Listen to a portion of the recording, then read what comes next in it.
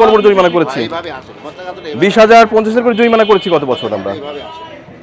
এটা করাই যাবে না, এটা যারা অসৎ ব্যবসায়ী, মানে বিশেষ করে আমি যেটা কাজ করি আমার প্রচন্ড লাগবে, কার্স লাগবে, দ্যাট মিনস অভিশাপ। এগুলো প্রত্যেকটা মানুষের মানে লিভার কিডনি থেকে শুরু করে মানে মানুষকে অঙ্গহানি করার ঘটনার মধ্যে যথেষ্ট এটা।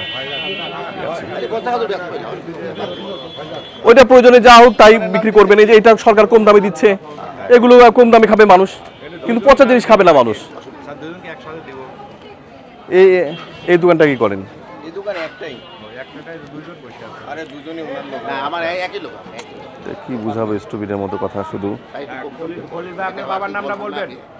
আমি তো অনেকটা আপনার কথা মতো বাদ তখন এটাও বাদ না, খেজুরের যে ব্যাপারটা আমি সেদিন কিন্তু বলে গেলাম। আচ্ছা কিন্তু বস্তু রাইস আমরা ওইভাবে ইন্ডিকেট করে বলিনি, বলছি পচা খেজুর বা এর খেজুর রাখবেন না, গুড়ের ব্যাপারে বলে গেছি। আপনার বাবার নামটা বলবেন? আমার নাম, আপনার বাবার নাম আব্দুল সাত্তার।